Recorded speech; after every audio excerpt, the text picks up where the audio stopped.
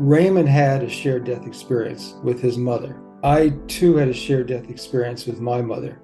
And it changed our perspective on these entirely. I give up on this life after death thing. It's reached the point where I can't think my way out of it. And all of a sudden into the room, it was 3:30 in the afternoon, came three orbs about this big and started floating around the room. Kia ora, hello, and welcome along. You've tuned in to the Let's Talk Near Death podcast, where we talk about life, death, and experiences in between. Today, we are talking with two guests who are joining us, a writing duo who know all about near-death experiences, plus many of the surrounding topics on these beautiful conversations. Today, I'm joined by writing duo Dr. Raymond Moody and also Paul Perry. And they are co-authors of multiple books. They've written 3 books together, the latest being Proof of Life, Afterlife. It's 7 reasons to believe that there is an afterlife. 7 reasons. I think there's many, many more out there, but I can't wait to get into this conversation. Proof of Life combines in-depth case studies, extensive research, and eye-opening interviews that explore everything from shared death and out-of-body experiences to paranormal phenomena, revealing that consciousness does indeed exist after the death of the body. Dr. Raymond Moody has already been on the show. You are welcome to go back and check out my previous conversation with him.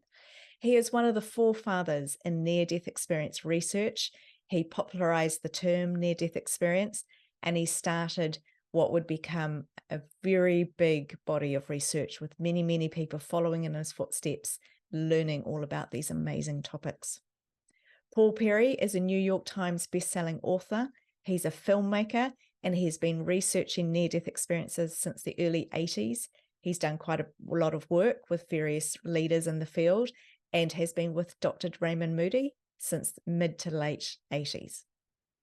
We're very lucky to have these two guests with us today.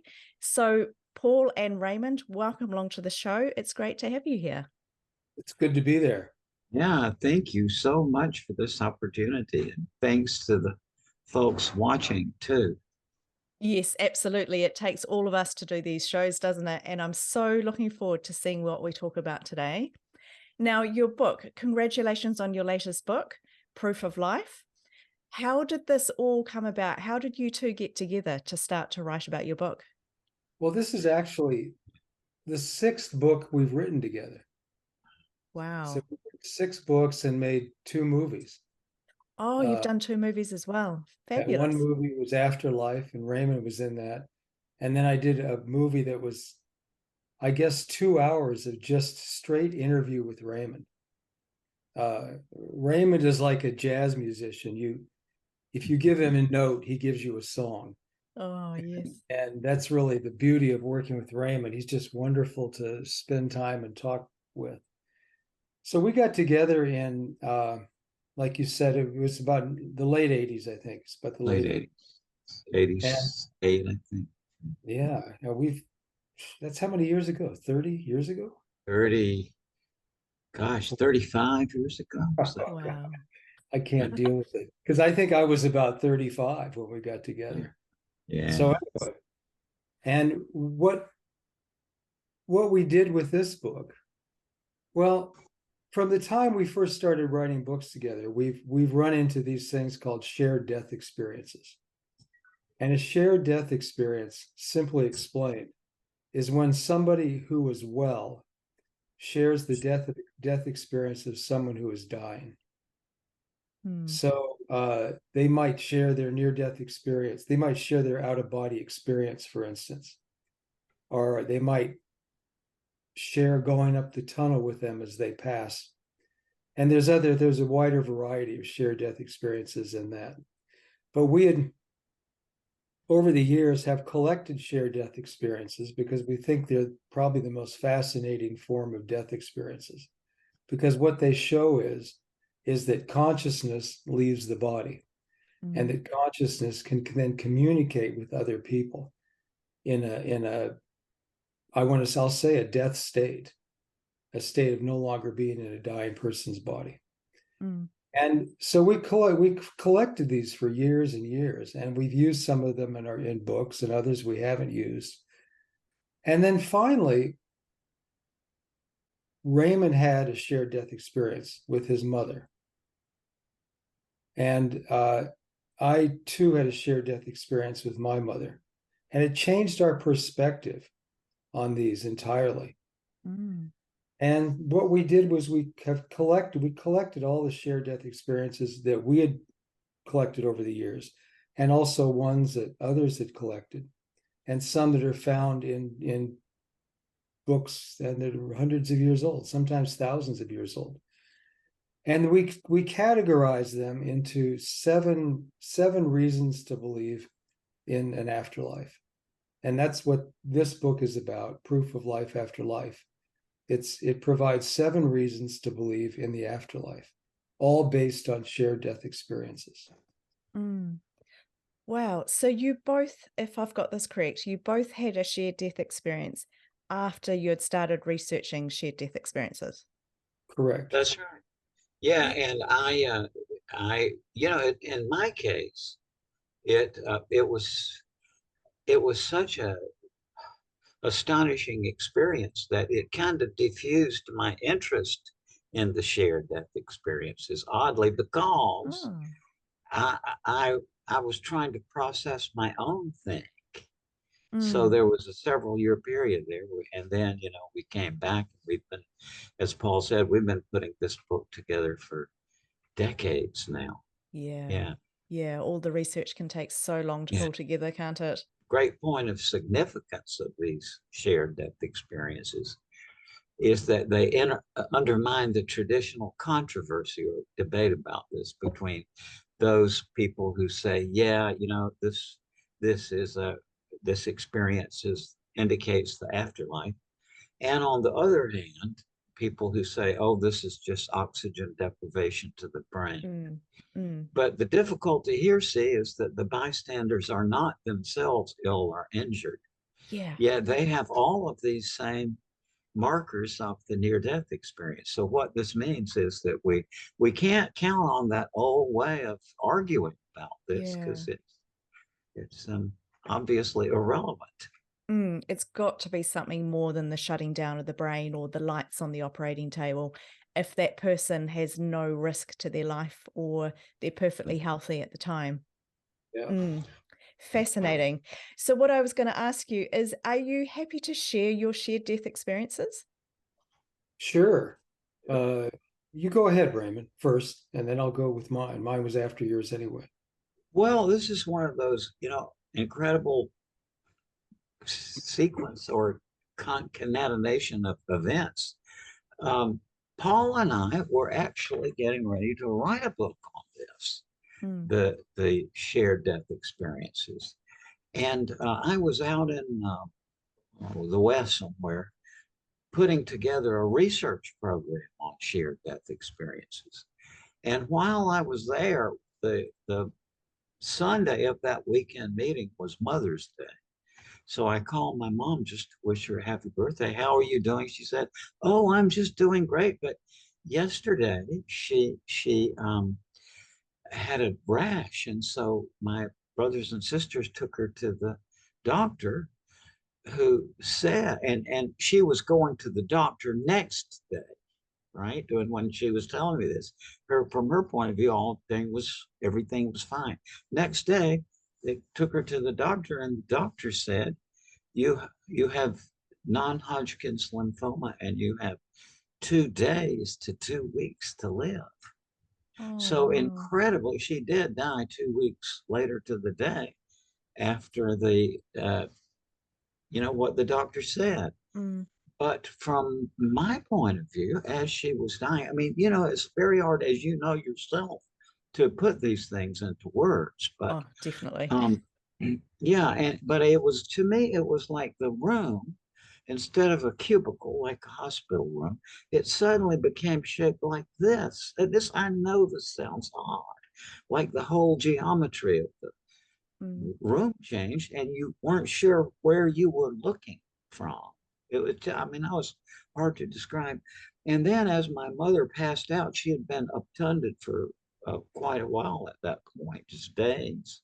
And, no communication. But as she was dying, she perked up and she said, twice, "I love you." And my brother-in-law, my sister was there, who felt the presence of my father, who had died about a year and a half before. Oh.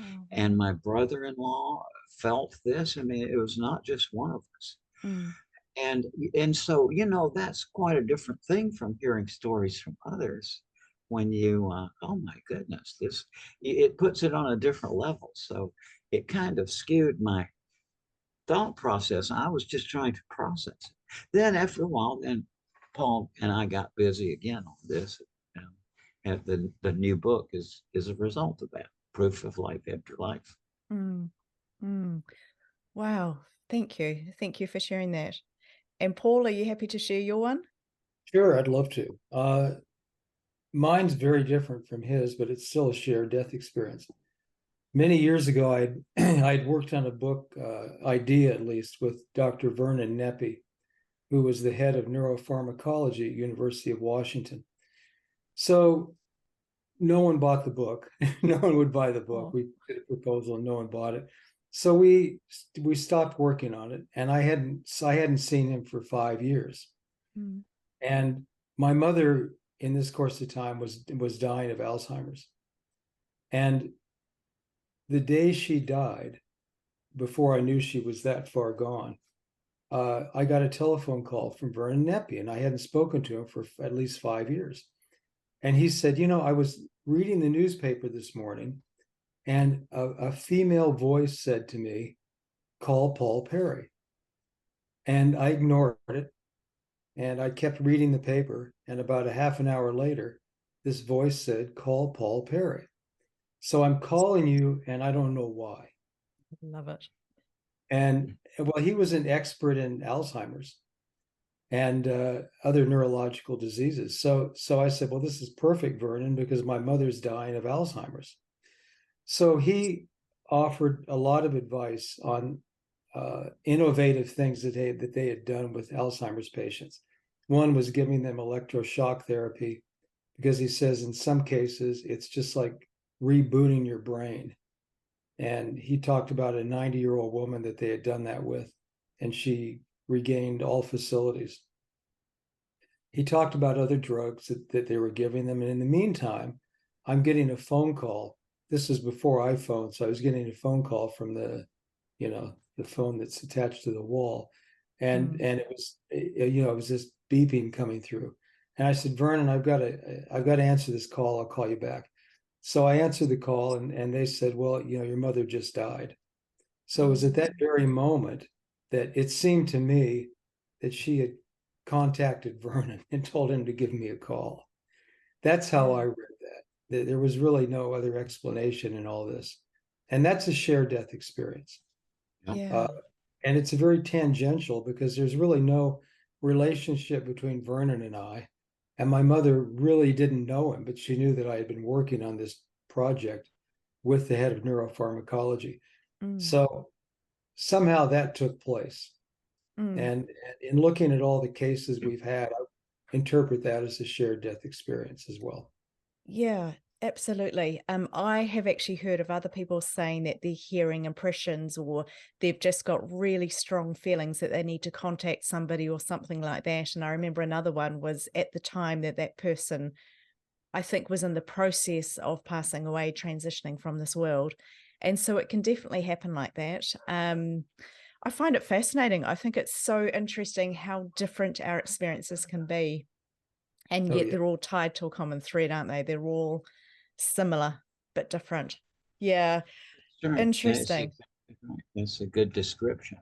So we took all these shared death experiences that we had, we divided them up, as I mentioned, into 7 categories. And it's kind of interesting what we came up with. Like I'm going to read down what they are in order of what we came up with. The first one was out-of-body experiences. So almost roughly 50% of people who have a near-death experience, contained in that near-death experience is an out-of-body experience. But it's subjective. In other words, they are the only ones who experience the out-of-body experience and the only ones who can really describe what happened, but there's no one there to witness other than them. So that's a difference between shared death experience and just a near-death experience, is that near-death experiences are generally subjective, and a shared death experience is objective in that more than one person experiences it. So we found that there's a large number of people who have out-of-body experiences, and other people somehow can tell that they actually had an out-of-body experience. For example, well, there's a couple. There's Vi Horton, and then there's the other one that is one of my favorite, is the soldier at Fort Dix in New Jersey. I was lecturing at Fort Dix, New Jersey, on near-death experiences, and afterward, this young soldier came up. He was a sergeant, I remember, and he told me that some while before he had a cardiac arrest. I don't remember why, but he was taken to the hospital. Unbeknownst to him, his sister, who had severe diabetes, was being admitted to the hospital at the same time. And so while he was out of his body, he met his sister in the hospital, who he didn't even know was there. And so she passed on, but he came back and was able to tell folks that, you know, my sister has died in this hospital, even though he didn't know that by normal means. And that my friend Vi Horton that Paul mentioned, hers was more or less a classical near-death experience, but the shared aspect of it was that and by the way, this story, I mean, this is unbelievable. But this woman, I got to know very well her physician, who resuscitated her after 40 minutes. And not, I mean, it's a long story as to why he decided it, but it wasn't a medical thing. It was that the doctor's daughter was the playmate of my friend's daughter, and he just couldn't. He told the nurse, he said, I said, just write out the death certificate and I'll sign it. But then he got to thinking, and by now this is 40 minutes, and he said, I just can't face the daughter to tell her this, that her mother is not, because he knew her so well. And so he said, we'll try one more time. And when he did, my friend came back with a laugh. And he said, that was the weakest and the best laugh I've ever heard in my life. But Vi's situation was, while this was going on, she was out of her body. And among the things that happened, she was just, you know, she was not her consciousness was not in the room, in the chamber where she was being resuscitated, but rather her consciousness was out in the hall, and she saw there her brother-in-law, who couldn't see her. But as she was looking at him, he said, he was standing there, but a friend of his just happened to walk by and say, hi, what are you doing here in the hospital? And so Vi's brother-in-law said, well, I was going to go to Athens today to visit Uncle Henry, but it looks like Vi is going to kick the bucket. So I'm going to stay here to be a pallbearer. Then when she revived and he came into the room to see her, she said, the next time I die, please go on to visit Uncle Henry, because I'm going to be fine. Yeah. And, you know, that is really kind of startling. And there was other aspects of it too, but a number of her family members were, that I got to know these people. And And one of the remarkable things about her experience was that she was born in the 1930s. And, at that time, death was not openly talked about. Yeah, Now, exactly. her mother and father had had a son who died, but just in a few days after his birth. Then they had three daughters, and Vi was the third daughter, but the family never told any of the other children about their brother who had died. But when Vi's experience, and she went down this tunnel, she said she met there at the end her mother, and a mother was holding a baby. And Vi said as that she got up to this, that the baby just sort of assumed a full form and said, "I am your brother," Oh, wow. um, and explained the situation. When she went back, she told her father about this, and he confirmed, and to me too, by the way, I got to know him well. And he said that, yeah, that Vi was exactly right, that that the baby was born and died, and that they never told the daughters, because in that era, that just wasn't what people did. People didn't talk about death. So, Yeah. yeah, Wow. my process is this: is that I am naturally a person who questions everything. I was a Yeah. philosophy professor, okay, and to me, nothing is settled. Yeah. But I mean, I give up on this life after death thing. It's reached the point where I can't think my way out of it. Yeah. I love that. And with all your background and everything that you've researched, the work you've done, I love that you can still say, I can't work out any other way. It's Yeah, so I interesting. give up. I've heard so many stories like the two that you've just shared. So thank you for sharing those. There's one that comes to mind, and I can't actually remember where throughout the last few years I heard this story, but there was a nurse who was on duty, and the person had a near-death experience, the patient, and in their near-death experience, they saw the nurse. And the nurse was alive and well and fine before they had their near-death experience. So when they woke up from their near-death experience, they were saying, "Oh, I saw the nurse," and people were saying, "Well, that can't be true. That can't have happened." He said, "I definitely saw the nurse," and it turned out that I believe she had had a car accident and had died, and they'd seen the nurse in the near-death experience, but the dots hadn't been joined together in the practical world. And all of that's really proof to me. You talk about your 7 reasons to believe in the afterlife, and there are so many accounts, aren't there? So many accounts of these types of experiences happening. And like yours as well, Paul, where you're saying, the phone call came through, you've got a phone, Paul, and at the same time, your mother's going through a transition period. And I just think it's so amazing. I think there's too much to it to be able to write it off as, I the think brain so. shutting down. I mean, the story That's you just told is our number 2 reason to believe in the afterlife. It's a precognitive experience, we call it. Yeah. And that's just having, as Raymond simplified it really nicely, foreknowledge of the paranormal kind. And we've had a number. One of the best ones there. We're now able to get doctors to talk about this. Yeah, So it it's used to be the fabulous. doctors didn't used to talk about it. Now they're very open. And with this one, it was Dr. Melvin Morse.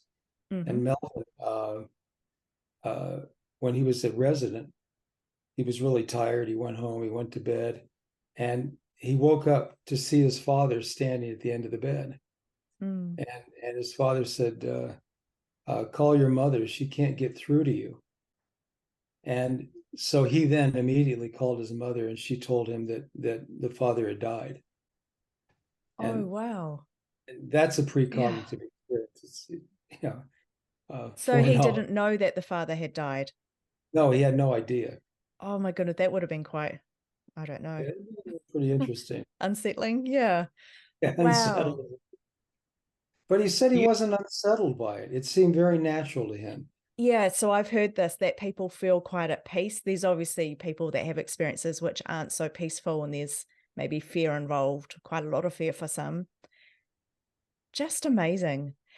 Mhm. Yeah. Do you have any idea around how common these are, what the incident rate is for people to have experiences like this? Well, I know it's very common. It is And I very common. also know another thing, and that some of the studies that have been done on it have been done by questionnaires. Patients who have a cardiac arrest and so on are given a questionnaire, which is allegedly more objective, right? Uh-huh. But the trouble is that imagine yourself in that situation, that you've just had the most amazing experience of your life, and then an unknown person comes and gives you this questionnaire. Mm. So in those kind of studies, it seems to have around 15 or 20%. However, my observation is in terms of physicians who actually resuscitate people, and one of them was Dr. Fred Schoonmaker, who was chief of cardiovascular medicine at St. Luke's Hospital in Denver. Mm. And about the same time, Dr. Bender, Bender, who was a cardiologist at Hamburg, Germany, had just observed this with their patients, that when they resuscitated people, that these people came back with these stories. Mm. And Dr. Schoonmaker's study of over 1,500 resuscitations he had done, and he said it's about 60% of the people he resuscitated. And Dr. Bender said that it was even more. His survey was about 80%. And there's both of these guys were just very laid back people who are easy to talk to. Yeah. And personally, if I got a questionnaire, I'd have one response. But if a friendly guy just came, sat down and said, you almost died there. How was that for you? That's a different situation. So, I mean, it's hard to estimate, but I think it's probably higher than the 20% figure. Oh, look, I don't doubt that it's higher than 20%. So many people we talk to, and like you're saying, doctors are now the medical profession are now a lot more open to this discussion. But when we're talking about having visitations or seeing loved ones at the time of death, even the people that are dying, the research shows that they'll see past family members, that they'll have experiences on their deathbed. When we start to put it all together, the amount of people, the percentage of people having these experiences is so high, and yet all these experiences are so uniquely personal. It is. And Paul mentioned the doctor factor too, that doctors are now opening up to this, because how can you deny it when this is anymore. a factor in the clinical situation? Yeah. What are you going to do when a patient comes back and tells you, I went to the other side? And where I really gave up on this, I mean, I just can't think of my way out of it, was when I realized I have so many wonderful medical colleagues who are my dear friends, who've had these experiences themselves, including Dr. Evan Alexander, the neurosurgery professor at Harvard that you know of, or and the wonderful Dr. Anthony Chicoria, who is a professor of physiology and orthopedic surgery at NYU. And these people had these extraordinary experiences, and unanimously they tell me, yeah, not only was this real, it is more real than ordinary waking reality. And that's their unanimous opinion. Now I ask myself, for example, I am an addicted exercise freak, as Paul is. I love it. It's just addicted. It's not a virtue, it's just an addiction. Okay. And I think about, if horror of horrors, something were to happen to my foot, I mean, I don't even say it. But my question to myself is, would I go to see Dr. Anthony Chicoria, who was hit in the neck by a bolt of lightning, had a cardiac arrest, got out of his body, went around to the resort center where his family was having a reunion, was able to tell them what they were doing, and then unaccountably, sometime after his near-death experience, began to be fascinated with the piano. what? Never, never. But he just, then he kept having a recurrent dream in which he was playing a piano on a concert stage, Mm. this different piece. And then he learned how to transcribe music to write the piece out. And now he got interested in the piano. Now, in addition to being a famed orthopedic surgeon, he's a concert pianist. Yeah. Now, and you know, Anthony says, yeah, not only was this real, it was more real than anything we've ever experienced. So you see, I give up because I can't reconcile why I would surrender my foot to Anthony. Yeah. Right. And at the same time, deny that, you know, that what he's saying is, which is the unanimous opinion of all my physician friends who've had these experiences. See, I mean, I just give up. I can't think my way out of that. So what I say is, yeah, to my utter astonishment, and it is still very counterintuitive to me because I wasn't religious, you know, and but I mean, I just give up. I mean, I can't figure out any other thing but that to my astonishment, there is an afterlife. And these things completely drive people to be Yes. oftentimes different people completely. I mean, once again, another doctor, Rajiv Party, had a near-death experience, and he had these angels who can come to him at will. He can meditate these angels to come and speak to him.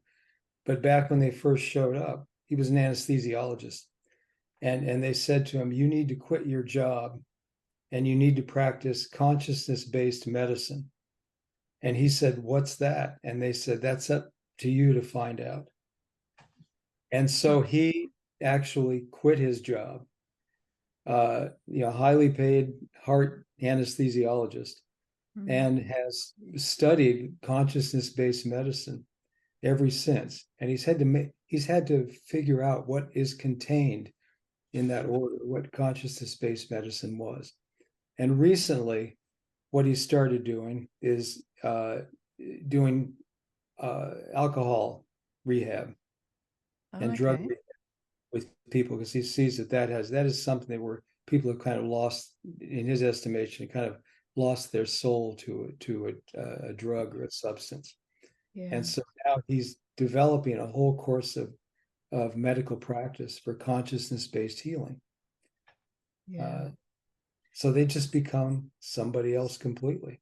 Yeah, they do. Well, often people do. I find it fascinating. We're talking about skills or sudden interests. You know, people come back and they've got great artistic abilities that they never had before. You're talking about Tony with the music and can suddenly play the piano very well. These people that come back with such a drive to pursue a profession or to learn something or get really narrow on some part of this life that we have here. And a lot of people talk about coming back with talents or abilities or gifts or art, just a drive to do something different. And I find it fascinating. Absolutely fascinating. Years ago, I met an elderly woman in Toronto, and you know, artists carry around their big zipper bags of leather, you know, those case things. And she came to my lecture and she said that she had had a near-death experience some years before, but she had never had any interest whatsoever in art. But when she came back, she started painting, and she was a prize-winning artist. Oh, there you go. In Toronto. And I mean, that's one account, but I mean, I could sit here and talk about a dozen other people who had sudden artistic inspiration. Yeah, it's so interesting. I haven't quite moved on from a point that we talked about earlier in our conversation. The fact that you both had a shared death experience after you began researching. Yeah. Do you think that there's some kind of connection in how open or how curious we are about something as to whether that can happen to us? So I do.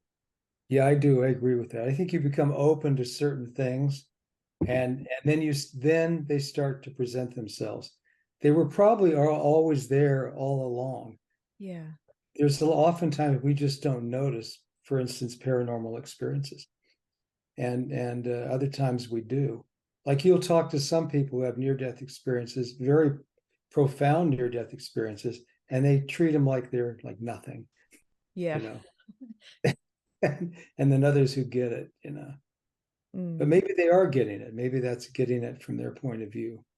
Yeah, perhaps. I know that I held mine in for a long time, so maybe it's feeling like it's the place to share, or that it's so sacred. Some people have talked to me, and that's how I feel as well, that these experiences are very sacred and they're Yeah. not just for throwing around to everybody. So I'm wondering, you were open to the topic of shared death experiences. You both had one. I get people question, they write to me or they'll call me and say, I lost my husband or my wife, and I'm so desperate to hear from them. I'm so desperate for them to visit me or send me a sign or something like that. And I've asked quite a few people around this. There's a couple of trains of thought. One is that if we're so keen, we actually create a hindrance to the other side being able to connect with us. Mhm. And then the other side of that is that unless we are keen, unless we are open, we create a hindrance for that. So how do you think that works? Like we've just said that we're probably more open and it's more likely to have an experience if we are open to these areas, if we are looking for them. I think from my observation of human beings over the last, I was a philosophy professor and then I went to medical school, became a forensic psychiatrist ultimately. And my impression is that the older people get, the greater the likelihood is that they have had some sort of experience during which they seem to cross over to some other dimension. Mm. And so where this is leading me is that I think that in reality, the barrier between this life and the next is not quite as solid and, you know, absolute as we think in common sense. And that the older you get, the likelihood is that you have had some sort of transcendental experience in the course of your life. And I think that's part of the reason why near-death experiences these days are a lot more acceptable than they were when I brought out my book in 1975. Then it was people were rather, taken aback by this. But now, over the years, it's something that I think it's entered common sense thinking now that people who are brought back from a close call with death will have experiences of transcendence into another realm of reality. Mm. Okay. And then if you look at some of the research done on apparitions, for instance, and I'm thinking particularly of Erlander Haraldsson in Iceland. He found that 60% of widows, am I right about this? 60% Yeah, of widows that's the big figure. It's slightly different, but it's around 60 something. within X number of years, which would be 3 or something years, will see their husbands again, or they'll feel their husbands in bed with them, or they'll be able to communicate with them in one way or another, and they don't find it odd. Yeah, that's They right. find it very normal and they find it very refreshing. I mean, I would think one would think, wow, an apparition experience is a freak show, but it's really Yeah. not. For a lot of people, It's it's wonderful. Yeah. That's right. It's like, as you were indicating too earlier, you said that this is a lot of people this is completely natural.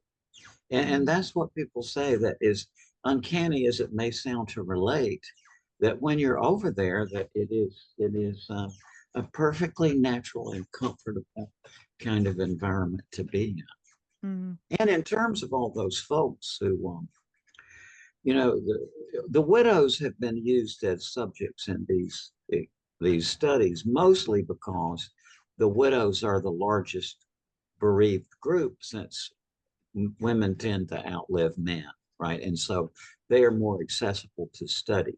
Mm. But we know that it's the same over all groups and relationships, that it's the children of or the parents of, or just whoever. There's this apparitional experience at some point after Mm.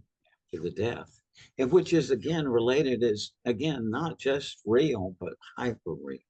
Yeah, that's it. And they can be very healing, can't they? They can bring a lot of closure, they can bring comfort. Yeah. And Yeah. another thing that Paul and I worked on is, which is very apropos for what you're saying, how much people would love to contact their relatives. Mm. One of the oddest things to me is that that is perfectly plausible and can happen.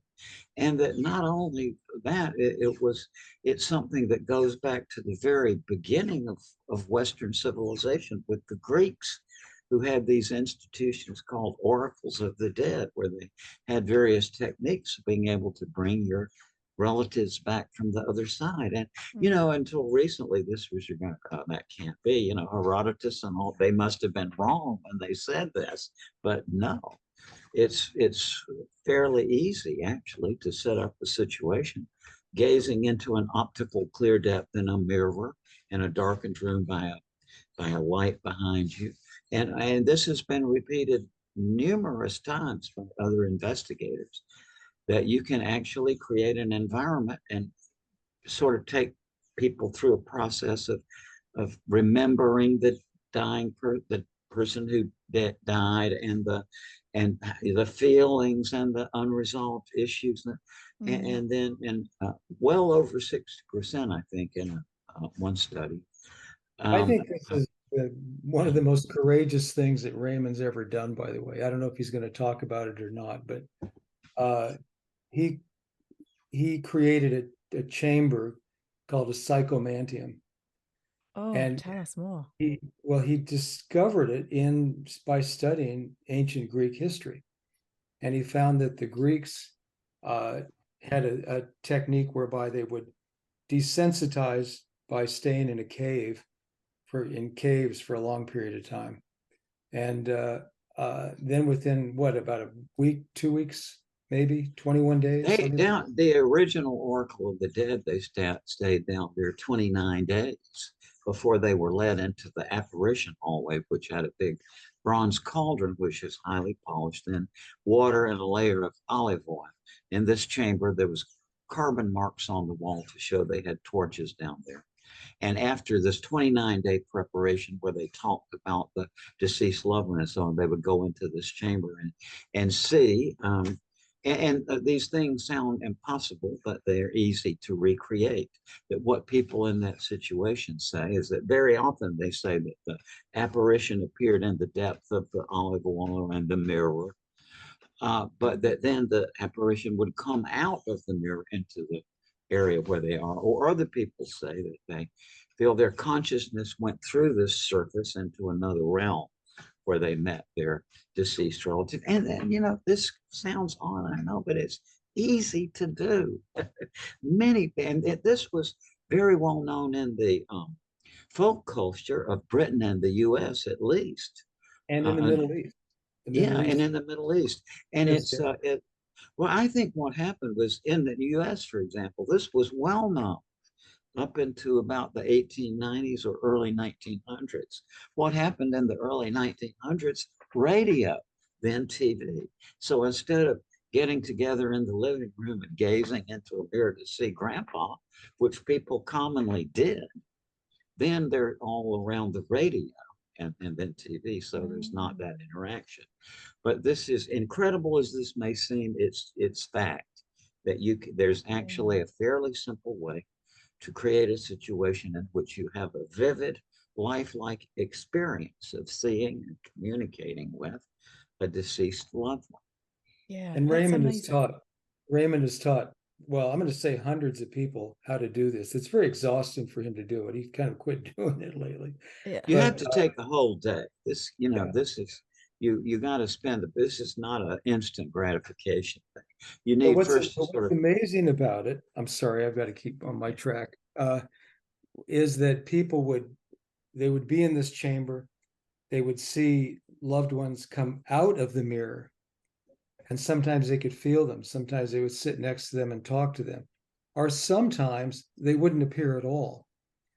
And they would the hope for percipient would be upset, and they would go back to the hotel, but once they turn the lights out, the person would then appear to them as a three-dimensional apparition. And some of the experiences people talk about are absolutely amazing. They would have conversations with their deceased children or their spouses. There was one case where this mother wanted to know, how do I know you're really here? And she said he came over and picked her up. And this was then, just yeah, concrete. Is actually her business was she owned rental property, which is, that is the very stressful one. She was a great business person. yeah.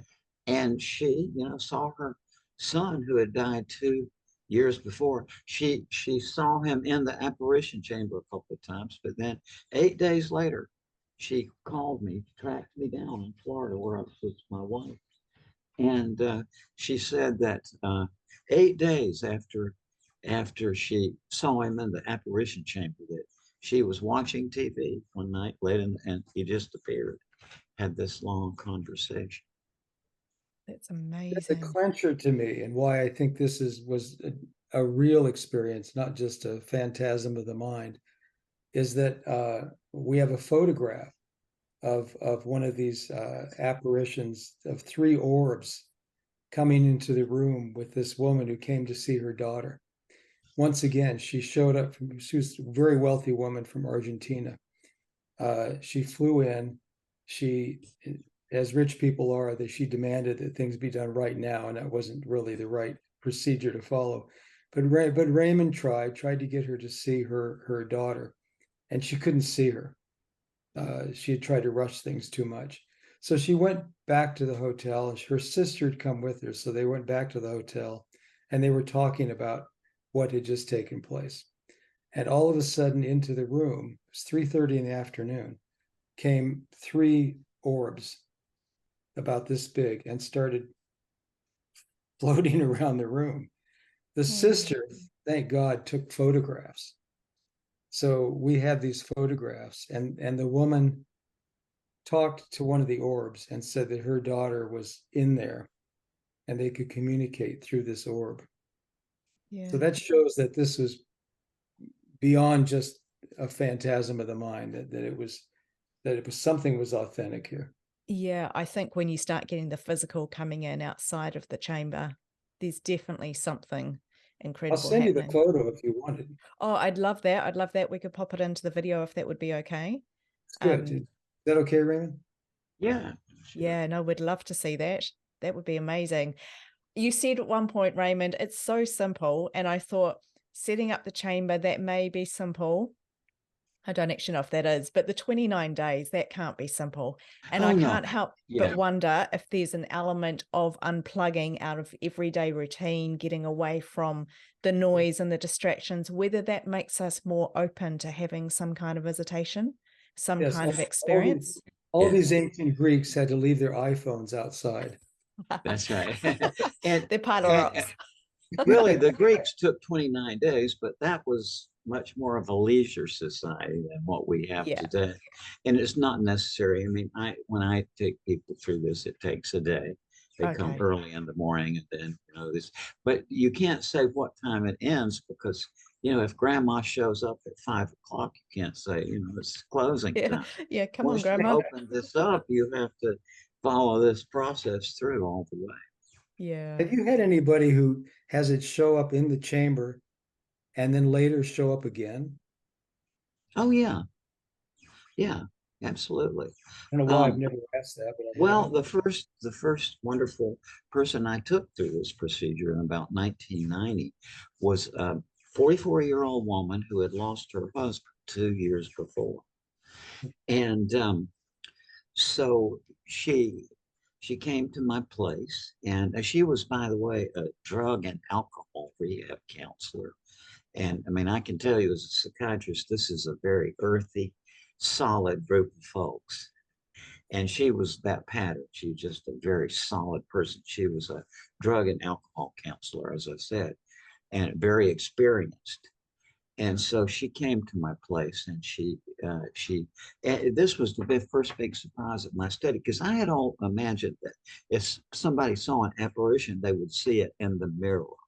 And that does occur often.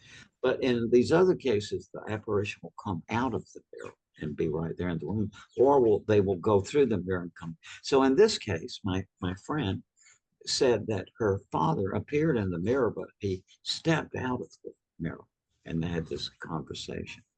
Then she said when she left my place and stayed in the hotel overnight, that night her father came again.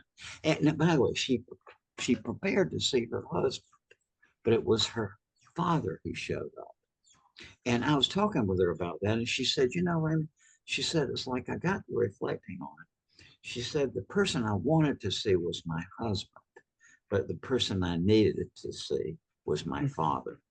And that's what people often say, that somebody else in addition to or rather than the person they came to see. That it's usually, it goes not to a matter of what you would wish, but rather what you need. Yeah, because we may not know what we need. We may not understand why we get that person coming through, but I think overall it's going to be the best person, or I don't know whether it's got any benefit to them, whether they receive anything from coming through. Have you thought about that? I don't know. I just don't know. I don't know. No. But that's we never will we? Yeah. We'll end up knowing someday. Oh, someday. Come back and tell me I know if anyone goes first. A good friend of mine who's a wonderful clinical psychologist.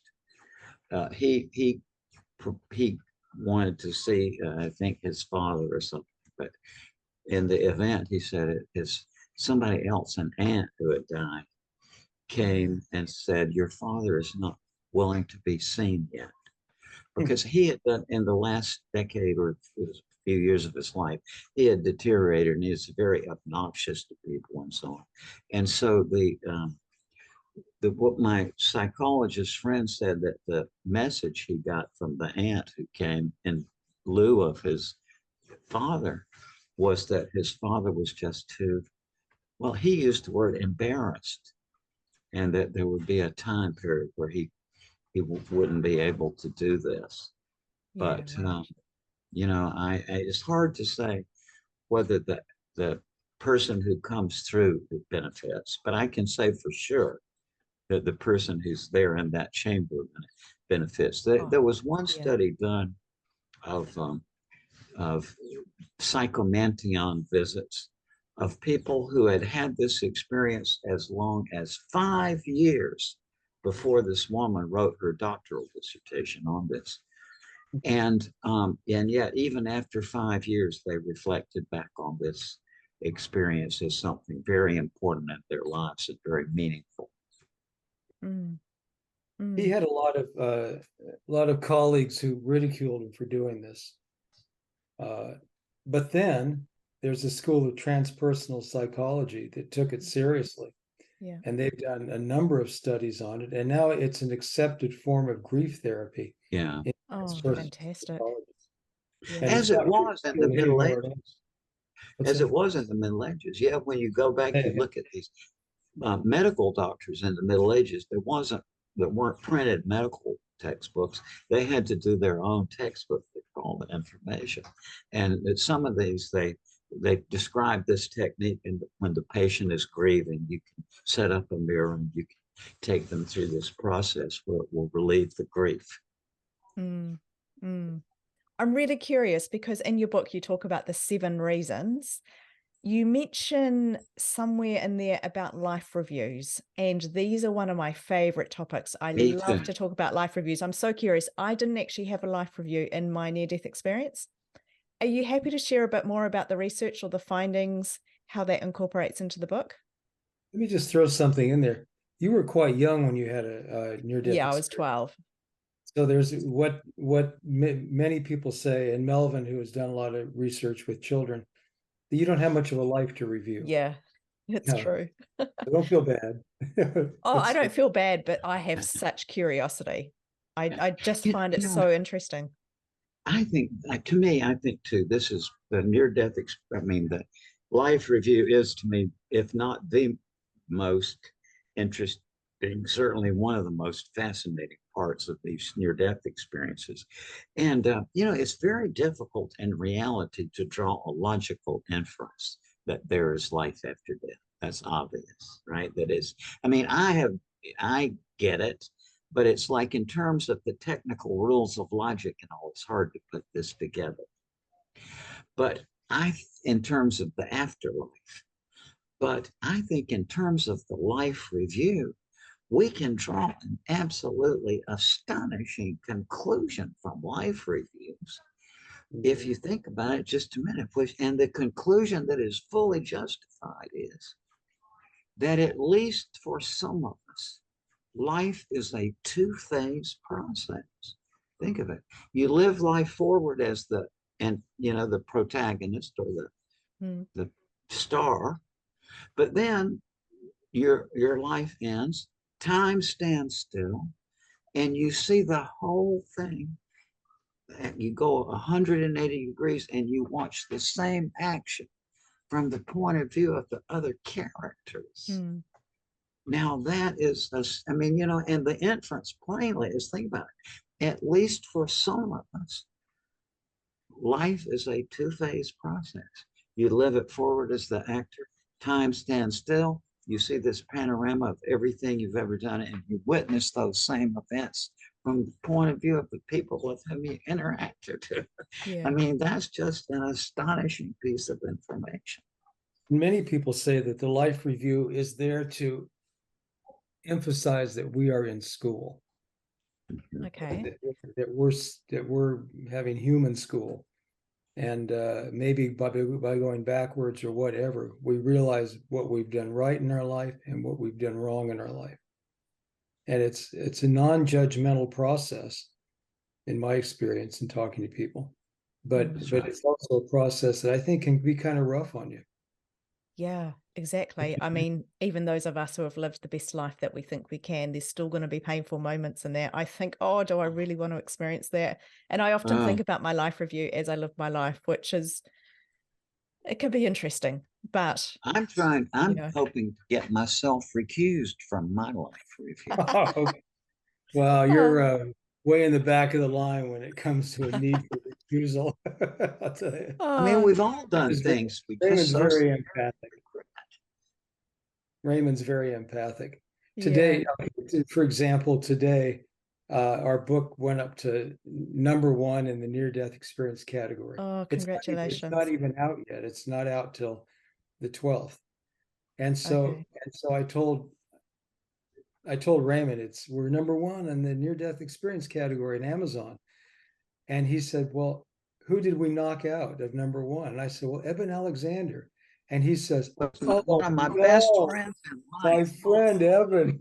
I don't want to knock Eben off the list. Sorry, Eben. But I'm sure he'll be okay with it. He'll be okay. Forward to our book. Yeah, exactly. He did the forward. We'll put the link to the book in the show notes. It'll be going across the screen about now. So please do reach out, grab that book. It'll be amazing. I've got one final question as we wrap up our conversation. I could talk to you for hours and hours, I'm sure. What do you two think happens once we die? What do you think we do there? People ask me, how do we spend our time in the afterlife? Wow. I actually think it's inconceivable. I mean, we can speculate, but it's just pure speculation. It is inconceivable. Because everybody says, if they speak 20 languages and they have 20 doctoral degrees, they say, there's just no words to use this. So we can't really imagine it from this point of view. But oddly enough, when we hear these things from other people, then when we experience it, we will recognize it. That the first time this happened to me was in, I think, 1977 or 78, and Life After Life had been out a year or two, and so I was invited to New Jersey for a lecture, and the people who invited me to the lecture, after my lecture, they had a backyard barbecue, and to for the folks who were there. And Mm. so the woman who was the hostess of the event said that some months, I think it's about 6 months or something like that, she had had a operation for a gallbladder, which is in those years, that was a pretty terrible thing. Now it's just puncture a hole in the tube, but then it was a major surgery. Mm. And so she had a cardiac arrest during the surgery. She said she got out of her body and all this stuff was happening. And she said, as it was going on, she said, oh, this is just like in the book. See, I've heard that from a lot of people who learn about these near-death experiences just by reading other. Then they have one themselves, but while it's going on, they can recognize that that's what they were reading Experiencing. about. Yeah. Oh, it's so good. I think both of you, your work is so significant. I know you've both written many, many books, and the work that you put out there, the content that you're putting out there has been so significant to learning about these topics and then justifying them. I know as talking to you today, you've had names and dates and scientific things to back up all the stories. Mine are a little bit more vague because I've talked to so many people and I don't retain the information like that. But I know both of you have got very clear stories with things to back them up and lots of evidence. We've got 7 reasons. So again, listeners, go and take a look at that book. Let's see if we can keep it at number 1. I'm so sorry, Eben. Let's keep it at number 1 just for a little while, and then Eben can jump back. You can take turns, I'm sure. That's right. Well, I just love him. I'm sure he's very happy because he was. Oh, I'm sure he is. He's great. I was just a little unsettled. My best friend, Yeah. My book, not his often. That's not a happy thing. Wonderful. So, Dr. Raymond Moody, Paul Perry, thank you so much. I wish you the absolute best with your book. It's been so fantastic to talk about some of the bigger topics. I love that we've talked about shared death experiences in so much detail. The Che bill was really interesting to me. I did not know that you'd done that work, Raymond. So fantastic. The life reviews, I always love that conversation, and all the other things we've touched on. So thank you so much for your time, and we wish you well. Thank you very much. And thanks to all the folks listening in too. Thank you. Yes, thank you to you folks. For arranging this. Definitely. Take care. Thanks a lot.